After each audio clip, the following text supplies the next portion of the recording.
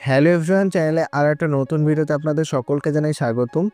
আজকের এই ভিডিওতে আপনাদের দেখাবো 5 সেমিস্টারের ঐক্যশ্রী স্কলারশিপ কীভাবে আপনি ফিল আপ করবেন। হ্যালো ভিউয়ার্স, আপনারা দেখছেন টিপু ইসমাইল ইউটিউব চ্যানেল। আমি আপনাদের সাথে রয়েছি ইসমাইল। তো চলুন আজকের ভিডিওটা শুরু করা যাক। তো ঐক্যশ্রী ফিল আপ করার জন্য সর্বপ্রথম আপনাকে যে কোনো একটি ব্রাউজারে এসে ঐক্যশ্রী সার্চ করতে হবে। ঐক্যশ্রী সার্চ করার পর প্রথম লিঙ্কটি আপনাকে ওপেন করে নিতে হবে। তো এই লিঙ্কে আসার পর ক্রস বাটনে ক্লিক করে সবগুলো কেটে দেবেন। তারপর আপনাদের সামনে এরকম পেজ চলে আসবে।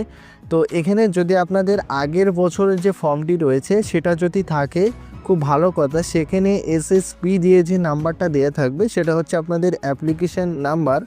যদি আপনাদের মনে না থাকে, অনেক স্টুডেন্টরাই রয়েছে যারা এই ফর্মটা হারিয়ে ফেলে।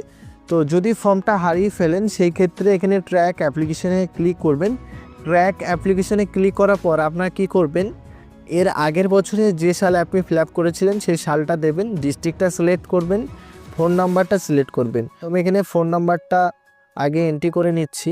ফোন নাম্বারটা দেওয়ার পর ডেট অফ বার্থ আপনি এখানে দিয়ে দেবেন। তো ডেট অফ বার্থটা দেওয়ার পর নিচে ক্যাপচার কোডটা দিয়ে সাবমিটে ক্লিক করবেন। সাবমিট করলেই কি হবে, আপনাদের আগের বছরে যে ফিল আপটা করেছেন সেই ফর্মটা আপনারা এখানে দেখতে পাবেন। তার স্ট্যাটাস কী রয়েছে, টাকা ঢুকেছে কি ঢোকেনি সেটাও এখানে দেখতে পাচ্ছেন, সাকসেস। এবং আমাদের যে অ্যাপ্লিকেশন আইডি যেটা রয়েছে সেটা হচ্ছে আমাদের এসএসপি 2023, এইটা হচ্ছে আমাদের অ্যাপ্লিকেশন আইডি। তো আমরা এটা কপি করে নেব।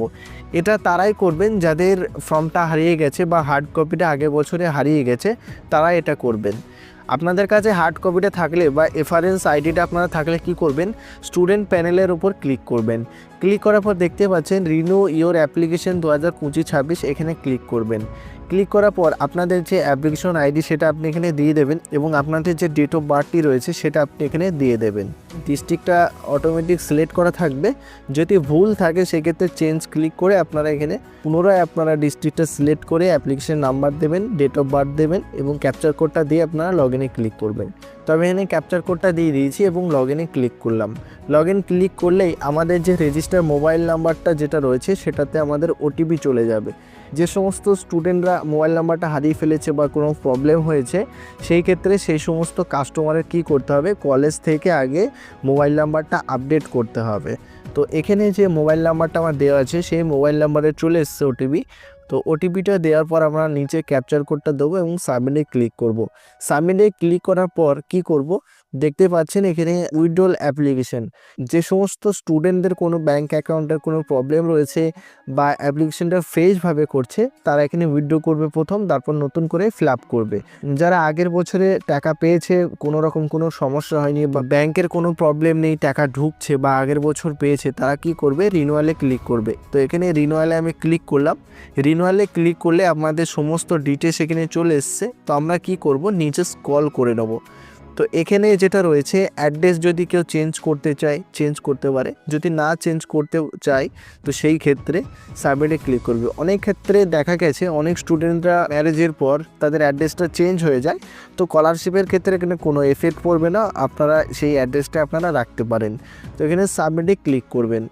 সাবমিটে ক্লিক করার পর দেখতে পাচ্ছেন প্রিভিয়াস পরীক্ষার নাম্বার, সেটা আপনারা কিভাবে ভাগ করবেন। আপনাদের থার্ড সেমিস্টার এবং ফোর্থ সেমিস্টার যে নাম্বারটা আসবে সেই নাম্বারটা আপনারা কি করবেন, দুটো রেজাল্টের আপনারা ক্যালকুলেশন করে নেবেন, মানে যোগ করে নেবেন।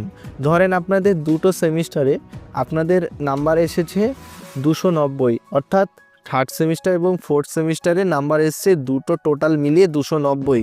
তারপর আপনাদের কি করতে হবে, টোটাল যে নাম্বারটা আপনি পেয়েছেন যোগ করার পর দুটো রেজাল্টের নাম্বারে আপনাদের যোগ করতে হবে। যোগ করার পর যেটা বার হবে সেটা আপনি কি করবেন, ক্যালকুলেটারে এসে 5.15, তো এটা আপনারা দেবেন। দেওয়ার পর আপনারা ক্যালকুলেশন করবেন, তাহলে আপনাদের কি বেরিয়ে যাবে যে আপনারা কত পার্সেন্ট নাম্বার পেয়েছেন। এরপর আপনারা কি করবেন, সাবমিটে ক্লিক করবেন। নেক্সটে ক্লিক করার পর আপনাদের সামনে ঠিক এরকম পেজ চলে আসবে। তো দেখতে পাচ্ছেন এখানে ব্যাঙ্ক ডিটেলসের অপশন চলে এসছে। এখানে ব্যাঙ্ক অ্যাকাউন্ট নাম্বার এই সমস্ত তথ্য এখানে আপনাদের আপলোড করতে হবে।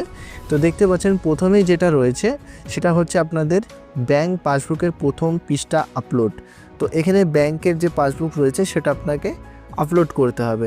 দ্বিতীয় যেটি রয়েছে আপনাদের কি করতে হবে, দেখতে পাচ্ছেন এখানে একটি বন্ড রয়েছে, এটা আপনাদের এখানে ক্লিক করলে আপনাদের এখানে একটা ছবি লাগাবেন, ছবি লাগানোর পর সমস্ত এখানে টিক দেবেন, টিক দেওয়ার পর লাস্ট কত পার্সেন্টেজ পেয়েছেন এইগুলো দেওয়ার পর আপনাদের যে প্রিন্সিপাল রয়েছে কলেজের তার সঙ্গে আপনাদের সই করে নিয়ে আসতে হবে এবং আপনাদের এই কাগজটা রেডি করে রাখতে হবে। এটি যখন আপনার কলেজ থেকে আনতে যাবেন তার সঙ্গে বিভিন্ন ডকুমেন্টও চাইতে পারে যখন এটা সই করানো হবে। তো প্রিন্সিপালের যখন সই হয়ে যাবে তখন আপনারা এখানে আপলোড করতে পারেন। তো যেগুলো স্টার মার রয়েছে সেগুলো আপনাকে দিতে হবে। প্রথমে যে রয়েছে দেখতেই পাচ্ছেন ব্যাংক পাসবুক অরিজিনাল, প্রথমের যে টেস্টটি রয়েছে, তারপরে রয়েছে ফ্রি স্লিপ মানে ভর্তি স্লিপটা আপনারা এখানে আপলোড করবেন। তো আমি যে স্টুডেন্টটির ফিল আপ করছি সেটা যেহেতু এই যে ফর্মটি আমার রেডি করা নেই তার জন্য আমি নেক্সট পেজে আমি যেতে পারলাম না বা ফর্মটি ফিল আপ করতে পারলাম না।